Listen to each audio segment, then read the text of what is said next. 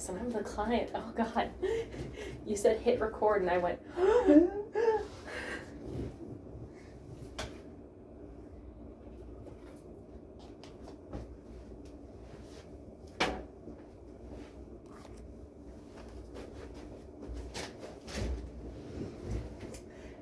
Hello, Emmeline. It's nice to see you. Thanks for coming in today. How are you today? I'm doing okay, thank you. Thanks for coming and seeing me too. Awesome. Well, I know that we sent you a lot of paperwork, and I want to thank you in advance for getting that back to our office. Today we'll go over some of that. First, I just want to start by saying I'm so glad that you're here. It's not always easy to ask for help or to, kind of advocate for yourself. It's a big step, and I really want to commend you for coming in and, taking that leap with me. So I want to start now by sharing with you how I approach therapy and kind of what you can expect in our sessions here. So when you called, you indicated that you'd like to meet weekly, which is perfect because our sessions, the sessions I run, are usually weekly for about 45 minutes to 60 minutes per week. And I operate from a integrative perspective, which really just means that I believe that there's no one size fits all for clients, so different theories and perspectives on psychology or how we understand human behavior, those are things that I will tailor to you, the client, as I get to know you better.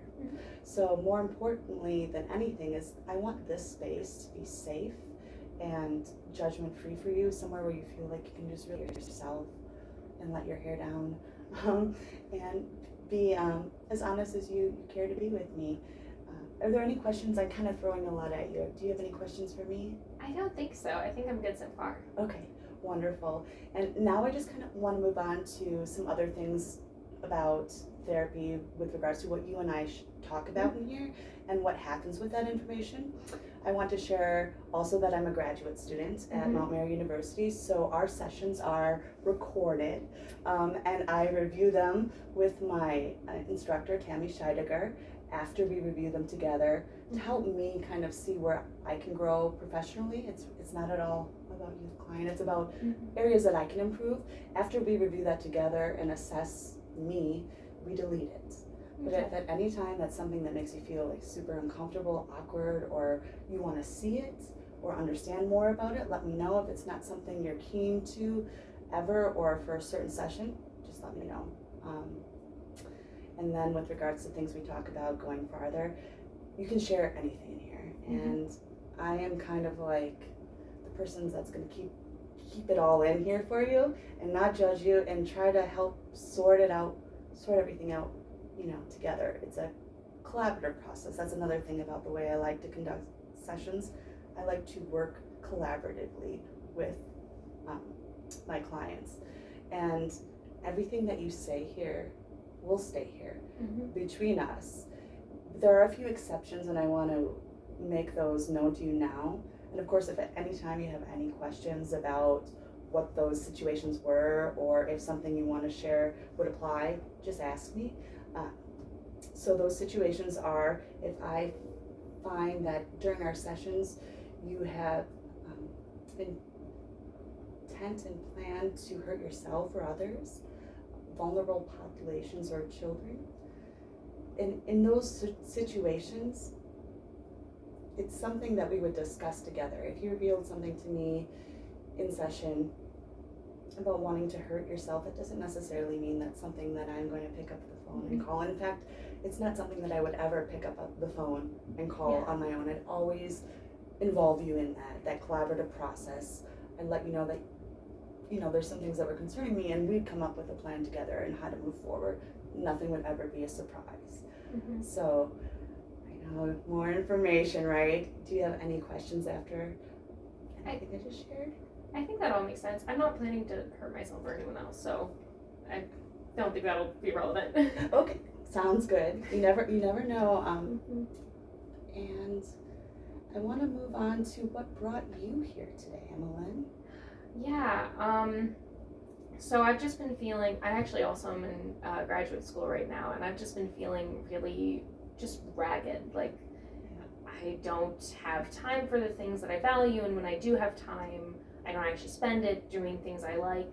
I just am kind of always rushing from thing to thing. And it just means that I just always feel really like run down and ragged, and I've actually been to therapy before, so I mean, it's just one of those things that, like, as I've noticed this has become a pattern for me, I just want to, like, be proactive about it. It sounds exhausting. It's a It's lot on your plate. Yeah, I am in grad school and I also work, and then there's, like, family responsibilities and trying to still have, like, a social life. So I'm just, yeah. Grad school, work, family, that is a lot. And so you mentioned that you're just feeling ragged and exhausted. Is there anything in particular other than just those that's triggering it for you? Is it just the combination? I think it's mostly like work and school. I guess mostly it's school. Well, kind of it's work. I have 2 jobs, and one of them is at my school, and the other one is a different job in childcare.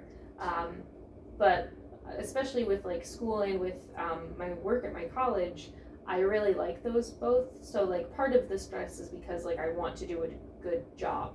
So I spend a lot of time thinking about it. So I'll be like going to sleep at night, or it'll be the weekend and I'll be thinking, oh, I should really take some time to like go through all those emails I didn't get a chance to when I was at work. And like I know I shouldn't do that because that's going over my hours, but it's hard because I want to do a good job. You really want to prove yourself, and sometimes it sounds like from what you're sharing, you're kind of spread so thin that you find those are the only times that you can get in those extra steps that you feel are needed. Does that sound about right? I mean, I don't think it's about proving myself so much, because that's, I don't know, I think it's mostly just I really care about what I do. I really like what I do. I really care about it. I care about like my community, and so it's just one of those things of like I want to actually do a good job. It's not just a job for me. It's something that I want to be done well. You're passionate about this. Yeah. You love it. I can feel it. You mentioned in the past, Emmeline, that you were in therapy before, and you also mentioned that sometimes you've had these same types of feelings, and in the past when you were in therapy, were they for those types of feelings? Not really. I was in therapy for anxiety when I was in high school. Okay. I mean, I was still motivated. I was a good student. I don't know if I was as motivated of a student as I am now, but I do think that like the common thread is that I've always kind of been a perfectionist, and then especially I was in high school and I really just wanted to be doing all of the high school things that you're like supposed to do. So I wanted to be a straight A student, and I wanted to be popular, and I wanted to have a partner and look great and all of the full package moments. All the things. Be in extracurriculars, be super school involved, and that just didn't work for me at all. How did it work for you?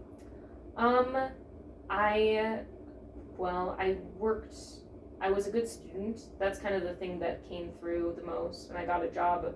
I was very like hardworking, and I do think that I like got in some ways better at self-care, in some ways worse than self-care, because I think like my self-image really took a huge hit in high school because I was just I don't know, I just really was always analyzing what I looked like, and I felt like I didn't get the reception that I wanted. I wasn't being seen in the ways that I wanted to be seen, and it just kind of made me feel like I was an incomplete person, I guess. So kind of like the resolution of that is that I went to therapy, and that was really helpful. I really liked my therapist. I just thought she was just a great influence in my life, and I think she gave me a lot of like internal self-worth. I remember like I would talk to her about things, and a lot of people, because people noticed that I was not doing well, and some like teachers and stuff, and I wasn't close to them. So when they were like, hey, we're concerned about you, I was like, you don't know me or have any investment in my life, and you mostly seem annoyed by me, if anything. And so for her, having my therapist, her name was Erin, like anything I said, she was just really validating of it. So like when I told her like, oh, I was just reading Silence of the Lambs, and now I want to join the FBI. She went, Yeah. I actually read Silence of the Lambs when I was in high school, and that's also what made me want to get into mental health.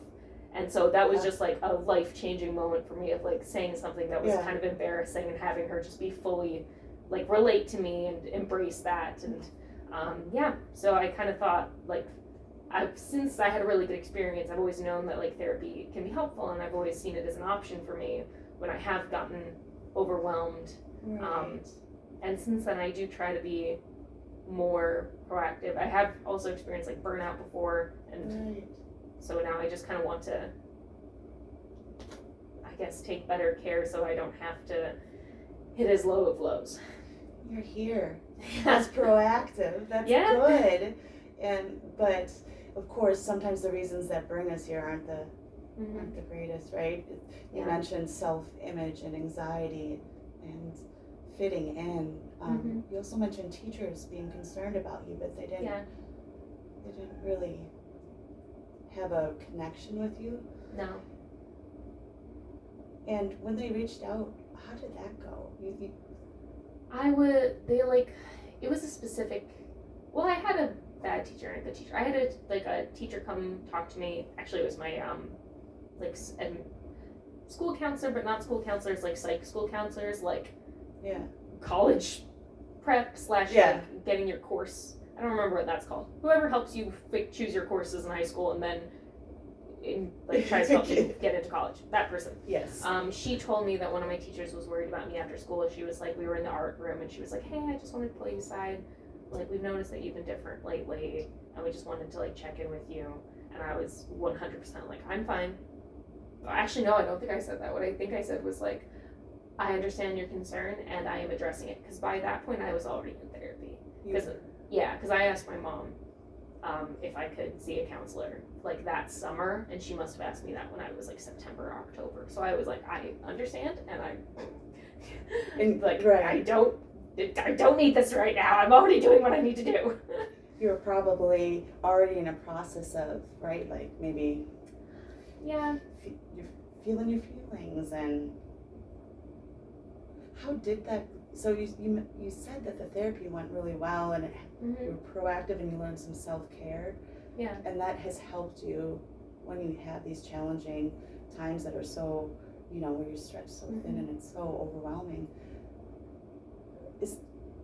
How are you finding those tools are working for you today, or are you not finding, is that why you're here today? I think some of them still work really well, because like some of the, like I think one of the best things that I learned from my first experience with therapy was that like my brain just lies to me sometimes.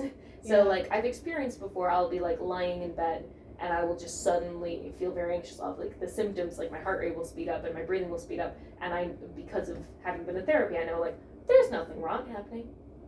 My brain just sometimes lies to my body and says that it's time to freak out, but actually everything is okay and I can do something else right now and get rid of those feelings.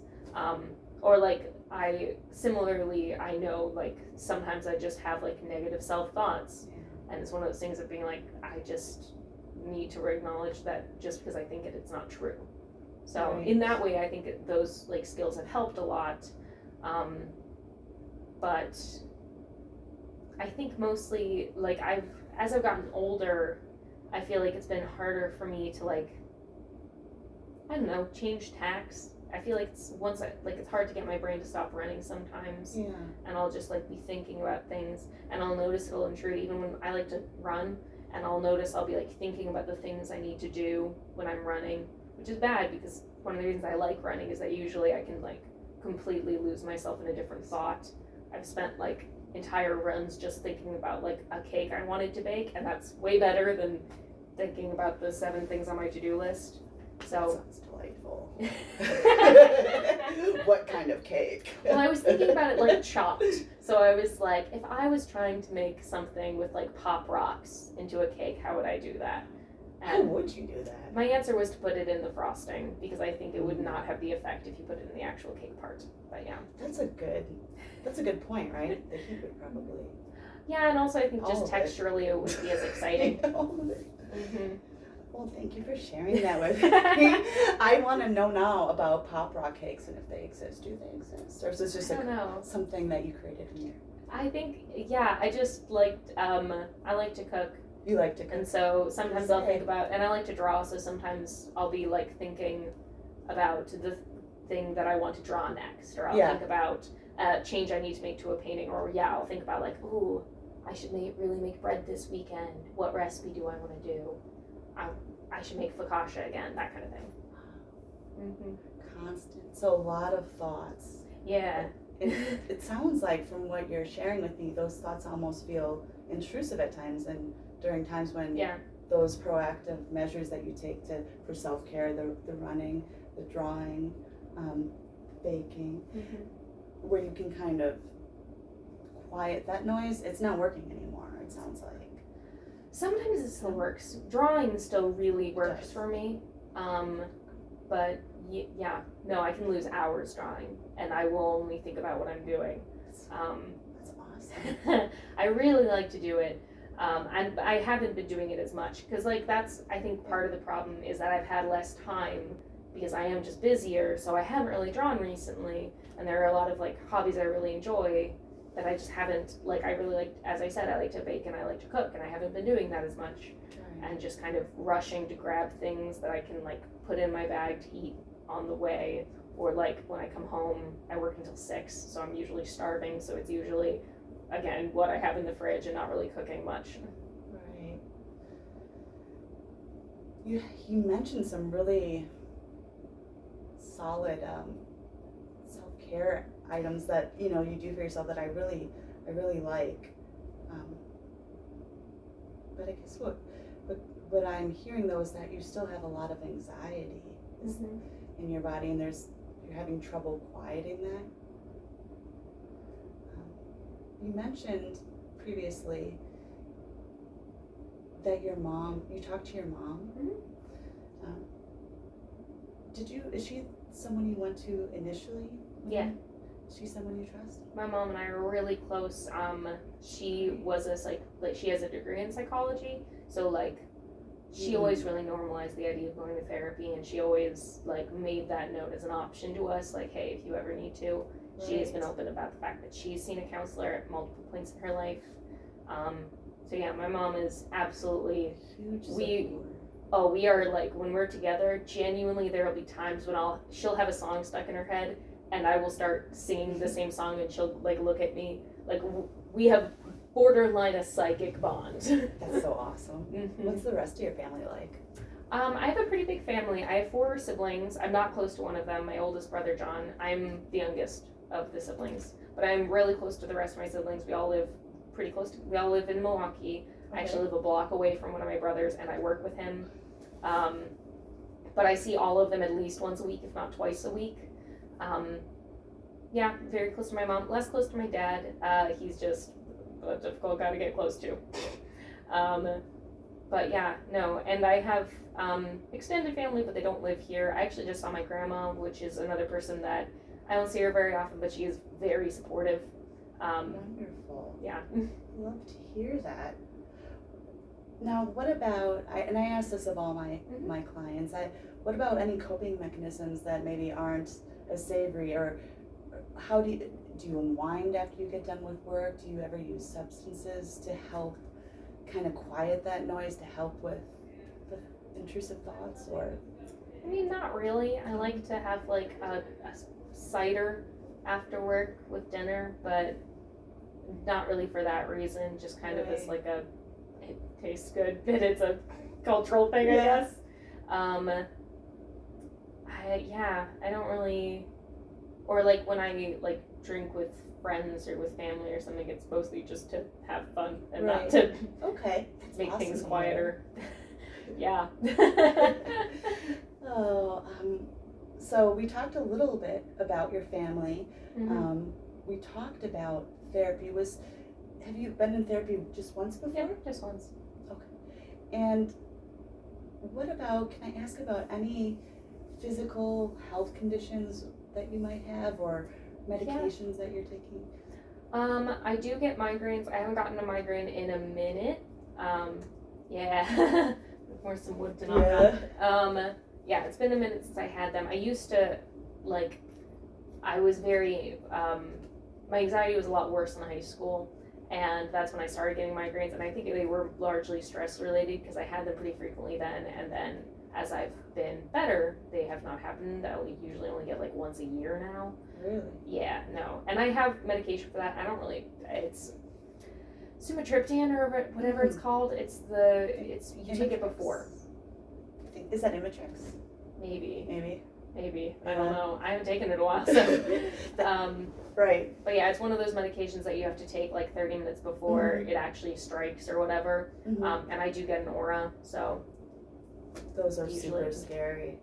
Yeah, it really freaked me out the first time it happened. Since then, I get a hole in my vision. That's how I know it's gonna happen.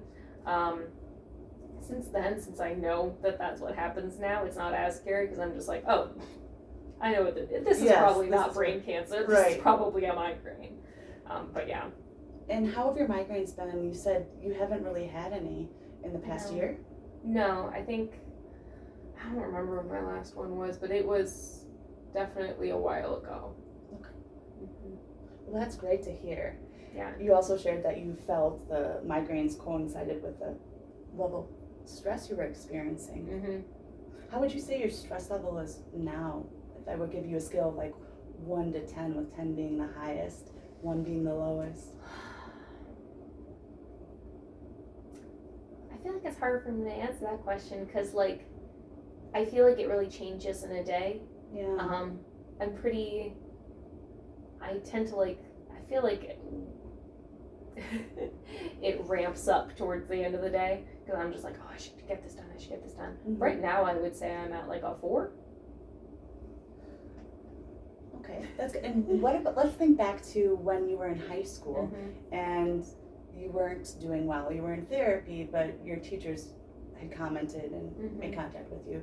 What would you say, if you can think back to that time in your life, you were feeling? Oh, I was like an 8, 9, or 10. Like I was very high up there. What were those symptoms like? Were they similar to the symptoms you experience now? Some of it was like thoughts that just wouldn't quit. I think I was probably sleeping very poorly then. It's actually kind of a little hard for me to even think about. I think it was just like, it was a lot harder for me. I think there was a lot of social stuff. Like it was a lot harder for me to connect with people. I fought with I've only gotten into 2 actual arguments with my mom, and they both happened in high school. Like that is the only time I've ever gotten into a fight with my mom. And yeah, it was really having issues with my sister. I think I was just like very negative, and I think I was also moody in a way that I'm not usually. I like to think that I'm actually a pretty happy-go-lucky person usually, and pretty even-keeled, and I wasn't that at all. And it's actually kind of hard for me to look back on high school because I had a pretty negative outlook, and it's hard for me to separate what was true and what wasn't, because I know that I didn't like myself much. So it's one of those things of being like, I remember myself as being kind of an asshole in high school, and I don't know how much of that is true versus I just thought that's just what I thought about myself at that point. I just didn't think I was a very nice person. I thought that I was smart and capable, but I didn't think I was very nice or funny or any of those kind of things. Why? I think part of it is about the things people would comment on. I never really got praised for being pretty or for being funny or for being friendly until I got older, and when that did start happening, I was shocked. First time someone was like, "You're really funny," I was like, "What? Actually? Huh. That's interesting to know. I didn't know that was a characteristic I had. Cool. Must have developed that after I turned 17. But yeah, I think I kind of embraced that in a big way. I really thought that the thing that redeemed me was that I was smart and that I was sensible, I guess. I wasn't a party kid. I was very responsible. I was very analytical. I was very much I'm going to get a job because that's a smart thing to do, to put on my resume. I dressed definitely more formally than a lot of kids do in high school. I looked like a little librarian. Yeah. I love it. And I just kind of assumed that people wouldn't like me, so I think I just kind of wasn't super approachable. Well, what was your social group like? I just went through a whole big social change in high school because I had been friends most of my entire life from preschool through to freshman year of high school. I had one best friend, Maria. We were like extremely close. And then once we got into high school, we stopped being as close. I had we had kind of a little friend group. It was like me and her and like 4 other people, and we were all kind of nerdy. And like up through middle school, it felt like we were all very close. And then once we started getting to high school, it felt like increasingly, like for one thing, I think it was a combo of things. I think we stopped having similar interests, and we started being really competitive. Especially in middle school, it just started getting a lot more competitive because we had a lot of the same talents. And then also, like, I did try to talk to her at one point. I tried to talk to her twice. Once about my anxiety, and another time about, like, some family issues I was going through in middle school. And she just didn't really have she was a kid, so I don't blame her for this, but she did not have a great response. I think when I told her about my family thing, she was just like, okay. And when I told her that I was like really anxious and that I was in therapy, she was just like, yeah, I think you had the diagnosed anxiety disorder, but I had the undiagnosed anxiety disorder because I've been having a really hard time in high school too. And I get that was probably her trying to say empathizing with me, but I really interpreted it as like, oh, you don't actually care about me. So we had and then I just kind of stopped talking to her in high school, and I became friends with different people. Kind of an important thing to know about me for the purposes of like moving forwards is that I am gay, and I found that out in high school. So yeah, I went from having this friend group and then deciding like, oh, these people don't actually care about me. They don't care about how I'm doing. I'm like clearly not doing well, and it does not seem to impact them, their amount of like interest in me at all. And then so I was like, I'm not gonna hang out with them anymore because like I've been trying so hard for so long to make this work, and I just don't feel like you have any investment in me at this point. So I like made a kind of new friend group, and also very nerdy kids. These were more like smokers essentially. Fell completely in love with my new best friend and had my heart broken, and then I graduated high school, so I had a really fun high school experience. Lost an entire friend group, got my heart broken, and had to go into therapy. Wow, I'm so glad you're here today, but not because of those things. I am too. I want to thank you for sharing with me your sexuality, and I want you to know that I feel honored that you shared that with me, especially with sometimes the climate that we're living in. You don't know where to feel safe, and I don't ever want that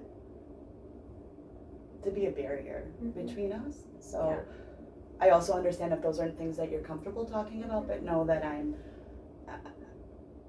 open to that, and I embrace it. So I appreciate that. I could tell. That's why I said it. And I just also wanted to comment on, it sounds like a really hard adolescence. Yeah, I think it's funny because people will talk about high school and they'll talk about like, oh, the highs and lows of high school, and I'm like, I think we have very different lows. Yeah. I think we had very different experiences. Right. Oh no. It sounds like it for me when I hear you talk. It sounds just painfully. It sounds like a painful place of being misunderstood, but not even knowing why you're being misunderstood, or. Yeah. Yeah. I fully I remember, and part of it, I don't think it helped that like, I really thought that everyone needed a boyfriend at 15. And like, that was just never going to work for me for multiple reasons. Yeah. For multiple reasons. That was not going to happen. And so, but I thought that was what was supposed to happen. So I fully remember like the last guy I had a crush on, We went out, and then he got back together with his ex-girlfriend. And I fully remember like crying on my kitchen, like my parents' kitchen floor, and just like asking my mom, like, what is wrong with me? Why can't I do this? Why can't I do the things that everyone else seems to be like succeeding at in high school? And like I was a better student than a lot of those kids. So like strong grades, a runner, artistic, bakes pop rock cakes, you know, like I had other things going for me, but I just felt like an alien. And do you feel like an alien today? A lot less so. I feel like I've had a lot more like experience, and I feel like it's been a twin thing of I've like had a much more positive outlook about things, and I've reached out a lot more. I've discovered a lot of things by myself. I would have completely described myself as like being very reserved and not outgoing, and now I do think of myself as being outgoing. And in turn, I feel like people respond to me really differently. Like, yeah, it's people like me a lot more, which is good. It's very, like I've said before, like I think my life has basically mostly only gotten better since high school. There have been like a couple dips, but it's mostly every single year of my life is better than the year starting in like freshman year. Those are great things. Those are really great things to hear. And I want to thank you for sharing that. And I know I'm asking a lot of questions in such a short time. These intake appointments, we try to get as much, you know, as we can just to kind of get the scope, but it's going to unfold naturally too over our sessions. I want to shift gears just a bit. In our last few minutes here of session, I wanted to administer a test to you that's going to help me. It's called the DSM-5 Level 1 Cross-Cutting Measure. And what that is, it's a lot of mumbo-jumbo. It's just kind of telling us that it's a little survey. There's no right or wrong answers. Scale 1 to 4, you answer within the past 2 weeks. How have you been feeling on these different dimensions? And then I'll score it. And I'll go over it with you. And what it's going to do, it's not going to diagnose you with anything. It's just going to give me a picture of where your mood and sleep and eating and all of those things are sitting with you as it is today and within the past 2 weeks. And I wanted to know if that would be okay if I gave that to you today. I love a quiz. I used to do all those BuzzFeed quizzes. Right? So. But remember, there's no right answer. Okay. I'm not going to get a good grade in mental health. That is the goal for all of us, right? That's a cute pencil. Okay. So if you have any questions, just feel free to let me know.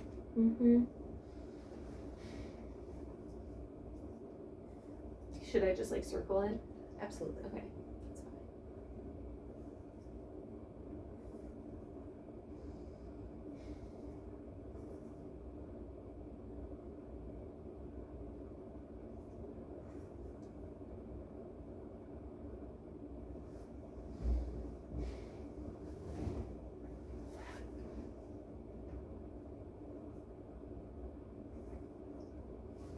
That's fine. I'm just going to grab a water.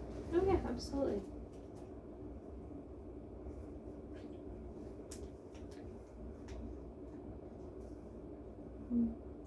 It's hard. I just got to the question about aches and pains, and I've been holding a baby recently, so it's not actually unexplained. It's just poor posture.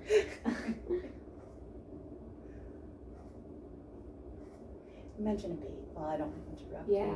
I have a nephew too. Love him. He's the light of my life. First nephew? Yeah. How old? He is 4 months old. Yeah, Ozzy. And Ozzy, what a great name. Ugh, I love that kid so much. I've always loved kids. So getting to see him, yeah, love him. Ugh. And it has made our whole family even closer than it was before. That is so awesome. Oh, yeah.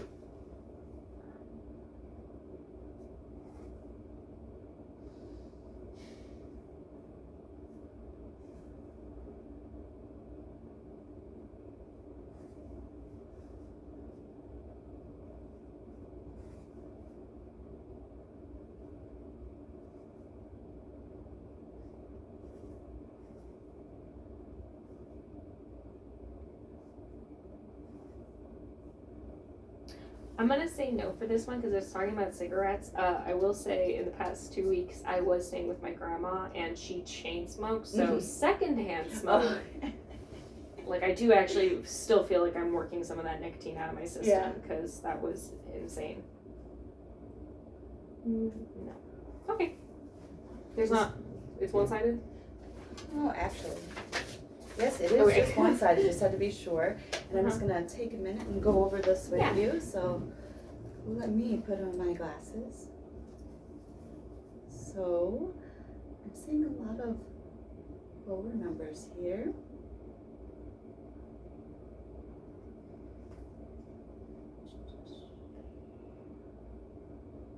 I'm seeing that sleep, the thoughts, and a little bit of seems like anxiety and moodiness. So this is helpful for me to see the baseline of kind of where you're at today. This is not permanent. This is not record. This is just trying to help me to get to know you, and you know, when it's appropriate going forward, I might administer this again. And it also might help me understand if like these numbers are pretty low, and if they change, or if there's pattern. They help me see patterns. Then I might administer something a little bit different if that seems like it would be something useful for you as the client. But otherwise, this is just going to help me see where you're at today, and I want to thank you for filling that out. Do you have any questions for me before we start to wrap up? I don't think so. I just want to say again, I think it's really admirable that you came in here today, that you took those steps. You shared with me a lot of your strengths, a lot of unrecognized strengths, a lot of fun strengths. You've also shared some pain, and we've shared some anxiety. And I want to get to know you as a person and see what we can work through together as a team to get at the root of that anxiety. And I hope that you're willing to take that journey with me. Yeah, I feel like mental health care is kind of like taking care of your car, which actually I should do a better job at it too. But you want to make progress so that you're not getting worse. And I feel like just by being here today, you are. And like I'll say it again, those strengths are so high, and you, to me as a clinician, I see so much insight from you that I'm excited to work with you, and I'm excited to get to know you, and I'm excited that this session is over. Nice